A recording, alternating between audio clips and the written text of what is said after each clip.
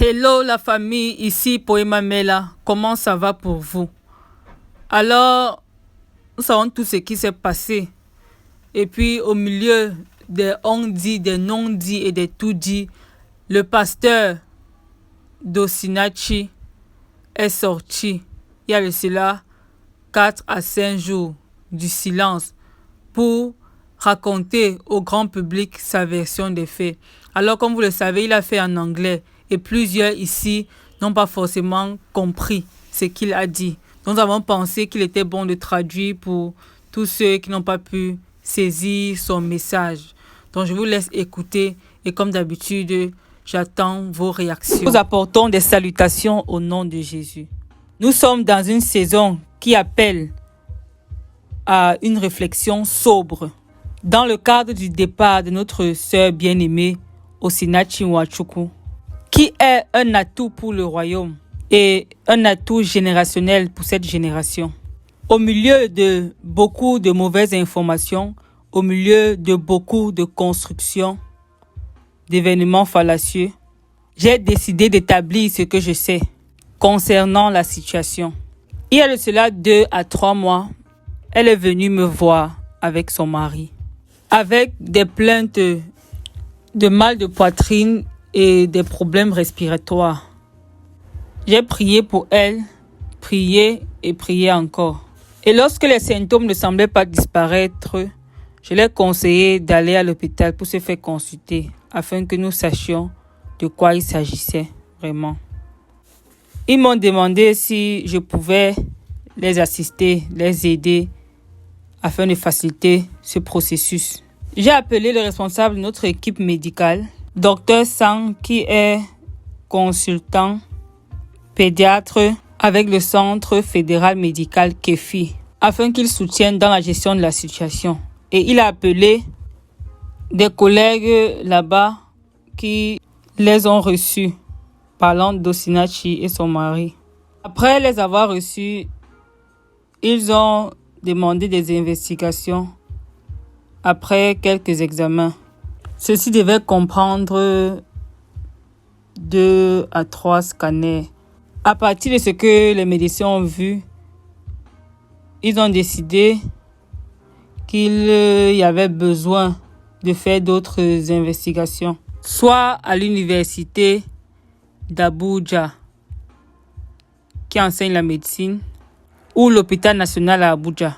J'ai appelé le docteur consultant en pulmonologie respiratoire, docteur Ako Alexander. Je lui ai fait part de la situation et il a demandé à ce qu'il vienne le voir immédiatement. Et ils sont donc allés à l'hôpital normal de Gwagadala. Après l'avoir examiné, ils ont senti qu'il y avait besoin de l'histologie et de la biopsie du long tissu. Et ils ont demandé à ce qu'elle aille à l'hôpital national pour qu'on le fasse. Encore, j'ai appelé le docteur Djibril, qui est le chef de pathologie et consultant histopathologique de l'hôpital national à Abuja.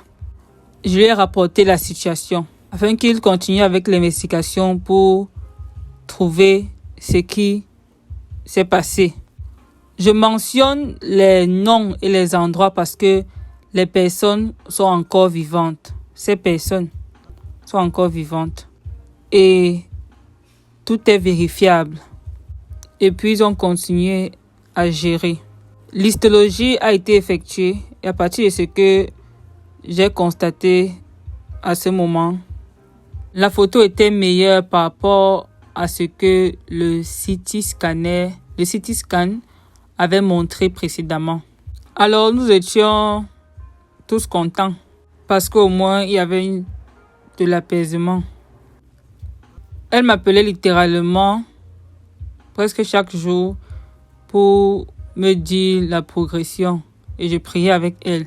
Le moment est venu où elle n'avait plus besoin d'oxygène. Selon ce qu'elle m'a dit une soirée, on a vérifié son oxygène et c'était à 100%. Nous étions très excités par rapport à cette progression. C'était à ce niveau que nous étions avant que nous allions pour la croisade au Cameroun. C'est au Cameroun, la deuxième nuit, que on m'a fait part du malheureux incident qui s'est produit. Maintenant, s'il y a eu des violences domestiques qui ont coïncidé avec ce dont elle était venue me parler ces semaines précédentes, 2 mois et demi à 3 mois auparavant, il n'y a aucun moyen que je le sache.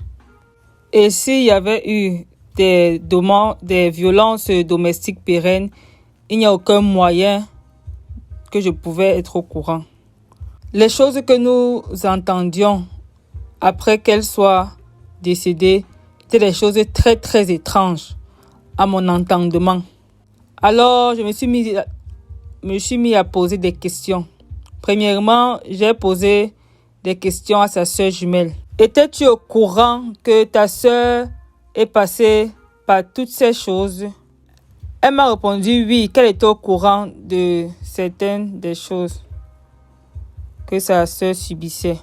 Et que la majorité d'entre eux, elle entendait aussi des personnes à qui elle se confiait. Et je lui ai posé la question, mais si tu savais, pourquoi est-ce que tu ne nous as pas mis au courant? Et la sœur jumelle m'a répondu que Osinachi passait son temps à la supplier de ne pas dire au pasteur. Cet homme va changer. Ne le fais pas connaître à l'église, s'il te plaît. Ne le dis pas au pasteur. Prie juste pour nous. Prie juste pour nous. Il va changer. Et ça continuait de se produire. J'ai posé la question au premier garçon de Osinachi hier. Je lui ai demandé, est-ce que c'est réel? Et le fils a raconté d'autres histoires.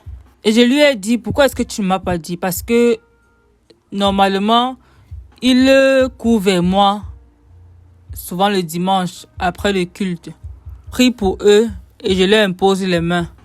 Pourquoi est-ce que tu ne m'as pas dit concernant tout ce qui se passait à la maison? Et le jeune homme m'a dit, il ne pouvait pas me dire parce que leur père passait son temps à leur demander. Après qu'il m'ait quitté, leur père demande, qu'est-ce que vous avez dit au pasteur? Est-ce que vous lui avez dit? Et ainsi de suite. Et puis même d'autres membres de la chorale à l'église qui étaient au courant de ce qui se passait. J'ai posé la question à l'un d'entre eux lorsque nous sommes allés rendre visite à la maison de la défunte hier. Qu'est-ce qui s'est passé? Pourquoi est-ce que nous n'étions pas au courant de toutes ces choses? Et la même histoire. Il raconte que elle va toujours s'agenouiller et leur demander, s'il vous plaît, ne le dites pas au pasteur. Priez simplement. Nous croyons que Dieu va le changer. Et le dernier cas qui m'a beaucoup touché était le producteur musical d'Osinachi qui est venu me voir dans le bureau il y a de cela 2 jours pour me partager sa part d'expérience. Comment il a été témoin de la gifle que le mari d'Osinachi lui a donnée dans le studio de musique. Et je lui ai répondu, tu as vu un homme lever la main sur une femme en ta présence et tu l'as laissé faire étant toi-même un homme? Et il m'a répondu que avant qu'il ne puisse même placer une réponse, la femme s'est précipitée à ses genoux pour le supplier de laisser tomber et de ne pas réagir, de ne rien faire. Alors nous avons écouté toutes ces histoires et ce sont toutes ces choses que nous avons entendues après qu'elle soit décédée.